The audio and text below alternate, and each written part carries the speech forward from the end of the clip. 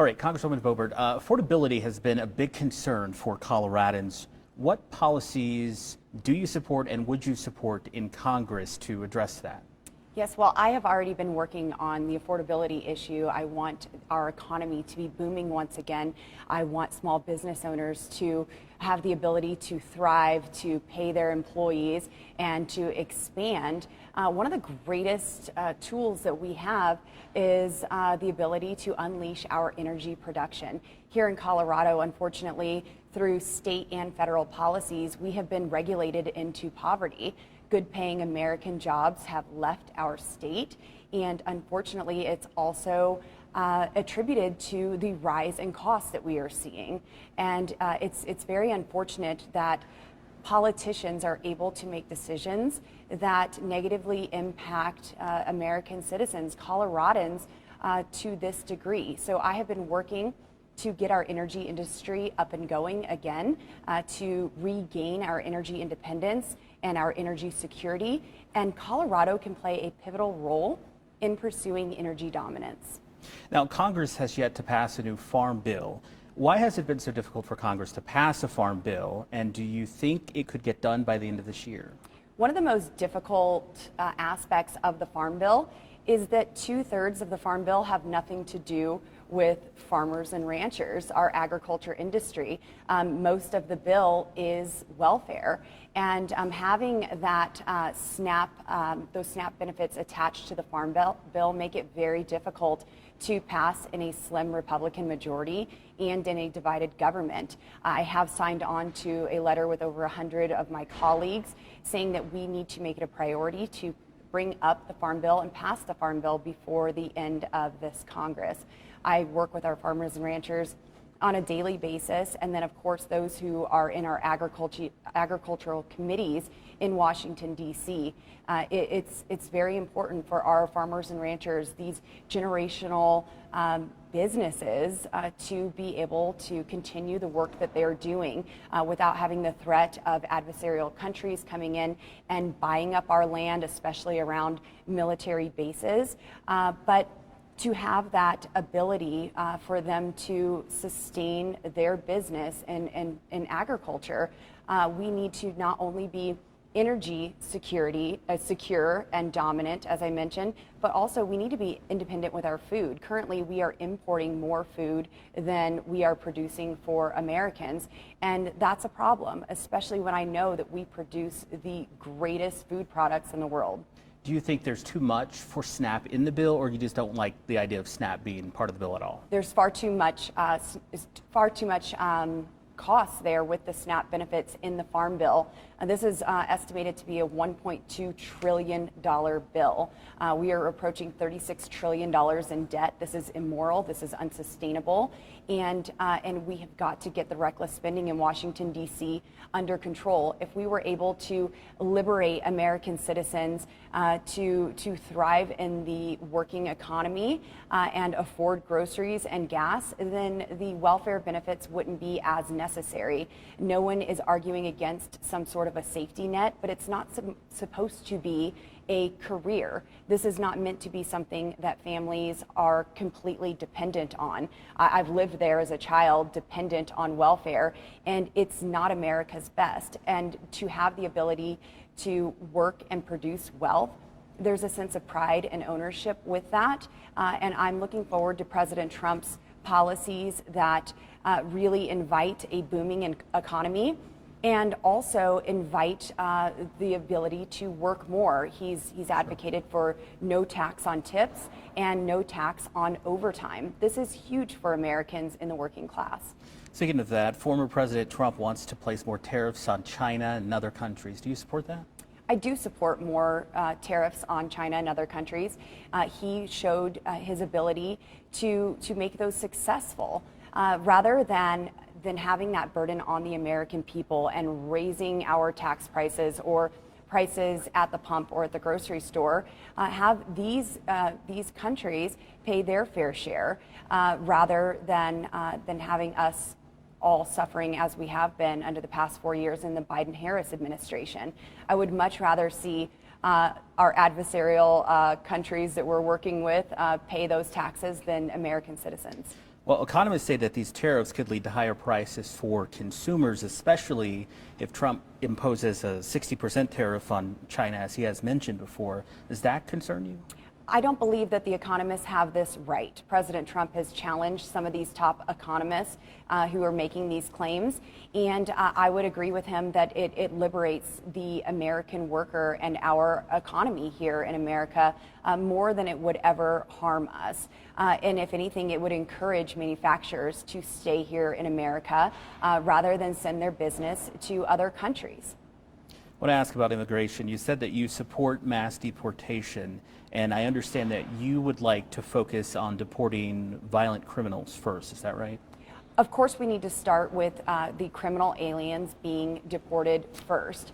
It's estimated there are 425,000 criminal aliens who have been released into the interior of our country under border czar Kamala Harris and Joe Biden's border policies, these wide open border policies. We are seeing the crime increase. Colorado remains number 2 in the nation for fentanyl overdoses, and we are number 1 in the nation for auto thefts.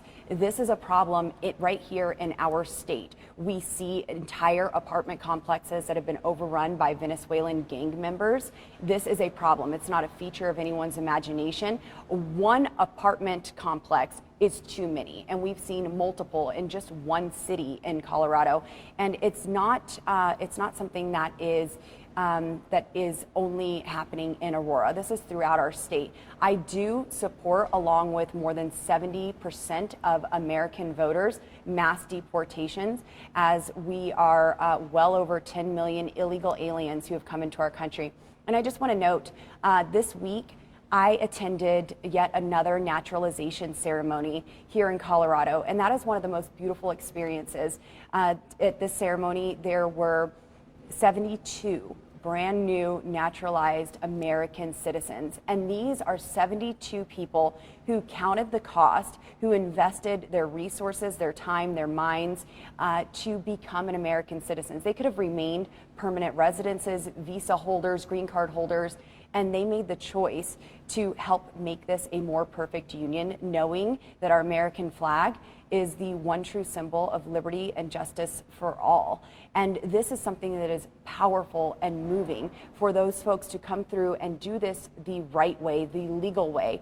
And it is an insult and a slap in the face to all of these naturalized American citizens to allow a wide open southern border and process quickly the facilitation of illegals coming into our country. Do you want to expand mass deportations to include immigrants like those who've overstayed their visas? And what about dreamers? I think my legislation, Build the Wall, Deport Them All, says it all. I don't think that there should be a expedited pathway to citizenship for those who have broke our nation's laws to enter our country illegally and really extort American tax dollars and of course jump the line in front of those who are doing this the right way. We need some reforms, of course, when it comes to immigration and the process to become an American citizen, and even some of our work visa programs. It is a broken system, but slapping a Band-Aid titled amnesty on top of it is not how we fix this. We saw this under Reagan, and we have seen this time and time again since his mass amnesty that he proposed and passed here in America did not solve the issue.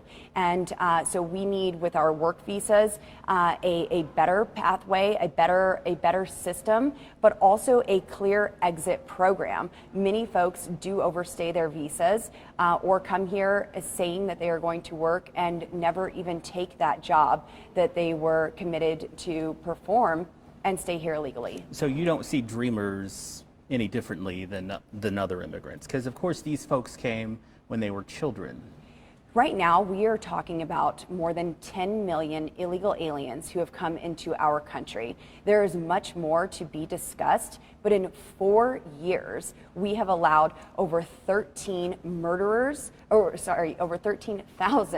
murderers to enter our country, over 15,000 rapists to enter our country, and over 425,000 criminal aliens. We literally have countries emptying their prisons and mental institutions and giving their citizens a guide to enter into our country and just say that they are seeking asylum. And we have Democrats who are wanting to expedite this process by hiring more Border Patrol agents, not to secure our southern border, but to expedite these aliens into our country, into our communities quicker. And Colorado is a prime destination for many of these aliens, including the criminal aliens, because of our sanctuary policies. Our federal ICE agents are unable to coordinate with local law enforcement and local governments to keep our communities safe.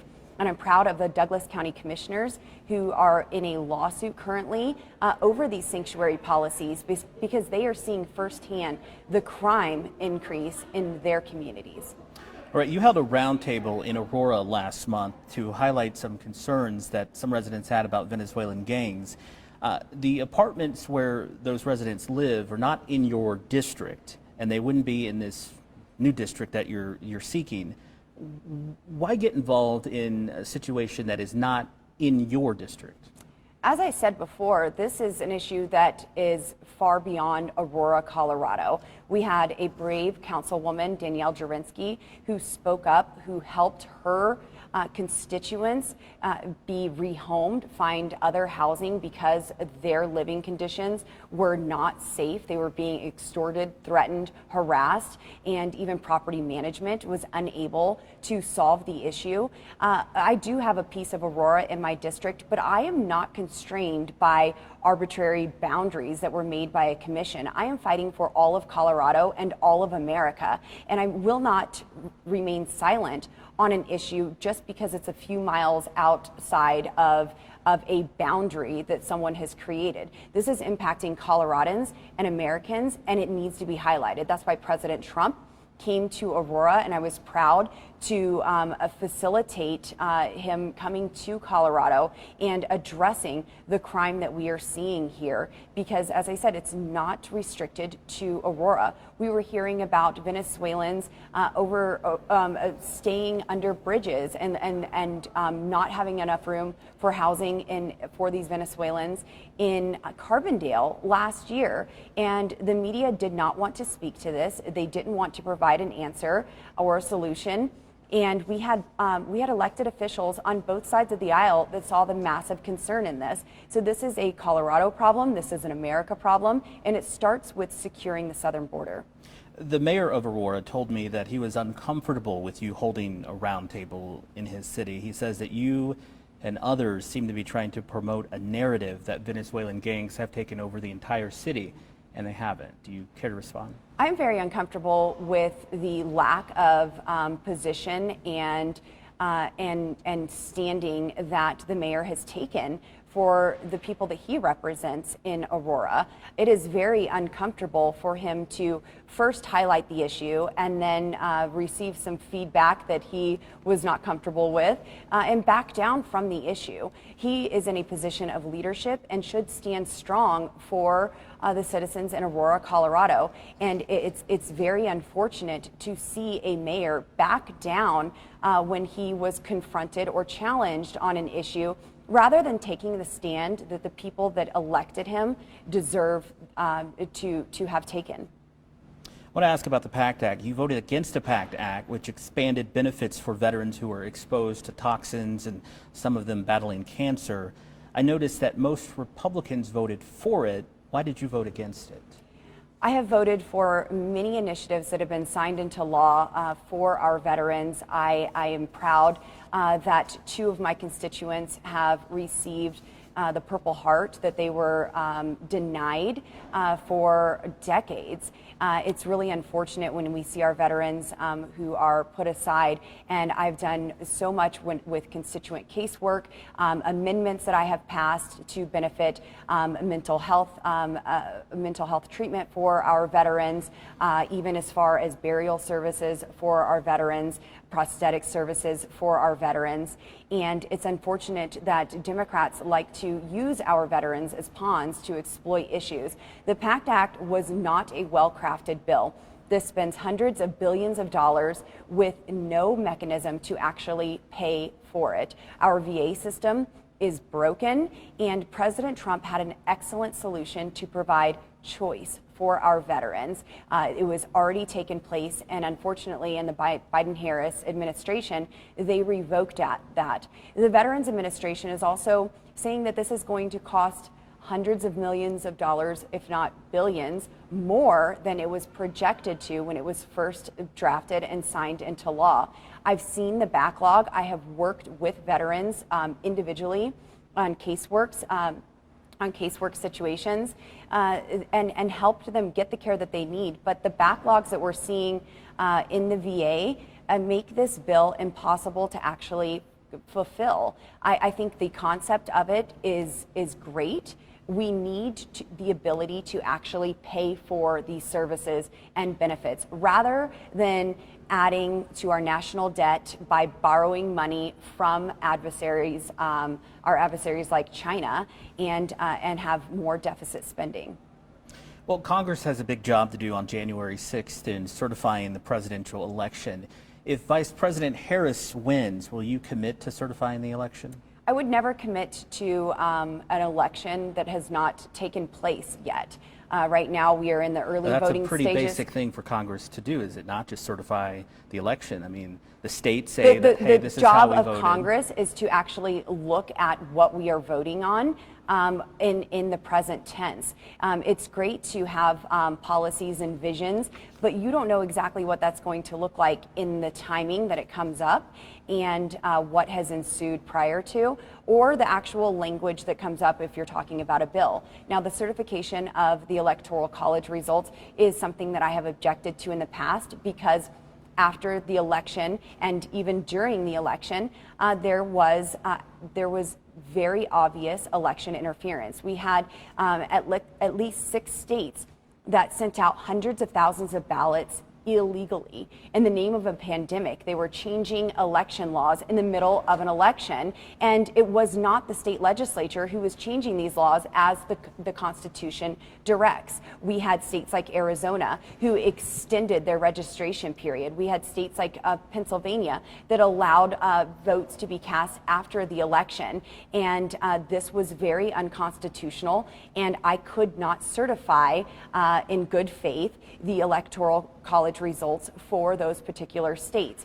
This election has not taken place yet. It is not November 5th yet, and we will see what comes of this election. But I am confident that the American voters will vote in a president that stands for them, that is willing to communicate with them, that has a vision for a prosperous future, a secure country, a booming economy, and peace throughout the world. That is President Trump, and I believe that the vote that will be taken place for his presidency will be a mark of resilience, American resilience. And this isn't just a ballot that we're receiving this year. This is a battle cry for the American dream, to have the ability to afford to purchase a home, to have the confidence that our children and our children's children will have a prosperous future.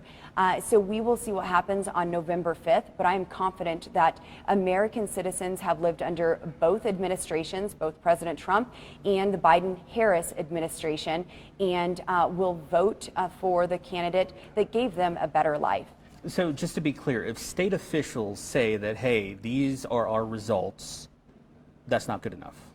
If the Constitution was broken, the supreme law of the land, and our election laws were not followed, then it would be very difficult for the certification to take place. And I think it's interesting that the media always wants to go back to the 2020 certification of the Electoral College results, but fails to bring into context the last 5 Republican presidents who were elected and sworn into office that Democrats challenged the Electoral College results to. You still have Hillary Clinton saying that President Trump was not a viable president, that he was not actually elected, and that Russia was involved in interfering with this election. We know that in 2020, the media was interfering with the election, as many of the members of the media are doing in this election, campaigning for Kamala Harris now, campaigning for Joe Biden then, by hiding stories, covering stories up about the Hunter Biden laptop that would have changed even Democrats' perspective and votes in that election. So if we are going to talk about the certification of Electoral College results, well, don't fail to mention the last 5 Republican presidents who were elected and Democrats objected to the certification of their Electoral College results. Of course, Hillary Clinton conceded the next day. Donald Trump did not, and there was no January 6th where her supporters were storming the Capitol. No, there was no storming of the Capitol, and I think this narrative is beginning to run dry. We have seen evidence of federal agents who were involved in this crowd. President Trump said to the crowd that day to peacefully and patriotically let your voices be heard. He never incited any violence, and this was something that Democrats thought that they had a hook on the next election. They only want to talk about January 6th or COVID, or change the narrative of abortions to women's health rights. There's not much policy that Democrats can actually put forward and say, I'm going to better your life with this piece of legislation. And so they want to go to these big shiny objects rather than actually taking a stand for the American people. If President Trump were in office these past 4 years, we would have not seen the horrible surrender in Afghanistan, where Kamala Harris said she was the last person in the Situation Room making that decision to leave American citizens behind, and even led to the death of 13 of our service members. That Joe Biden has rarely had any time, if at all, to discuss and mention and honor for the service that they gave. We would not have seen the October 7th attack on Israel, and we would have not been in a situation where we are sending over $200 billion to Ukraine because Putin saw weakness in American leadership. I want to ask about a few more questions here. Get your position on abortion. You said you're pro-life. Do you support any exceptions? I am pro-life, and it's interesting, if we were going to accept the exceptions that are often talked about by the left, whether it's the case in the mother's life, or rape or incest, well, abortions would be less than 1% of what they are today. We see roughly 1 million abortions in America each and every year. I am very pro-life, but also in the upcoming legislative sessions that we'll see under a Trump administration, he's already made his point clear by appointing conservative Supreme Court justices who have overturned Roe v. Wade and sent that decision back to the states, that this is a states' right issue. Unfortunately, Colorado is one of 7 states who has a very extreme view on abortion, permitting abortion even up to the time of birth, which is very sad, disgusting, and again, unfortunate that we're seeing that. If there's anyone who should be asked if they would accept an exception, it would be the left, because I have not heard of any exceptions from liberal politicians, from Democrats, saying that they would be willing to restrict abortion to the first trimester or anything of the sort. Instead, they want to go to the extreme and advocate for full-term abortion and title it health care when it's anything but health care. So just to be clear, do you support exceptions for rape and incest and save the life of the mother? Anything that I can do to reduce the amount of extreme abortion cases that we are seeing with partial birth abortions, third-term abortions, second-term abortions, I am willing to make a concession to have legislation that modifies that. I have supported reducing abortions to 22 weeks. Do I agree personally with an abortion at up to 22 weeks? Absolutely not. But am I willing to have legislation that reduces an abortion to 22 weeks?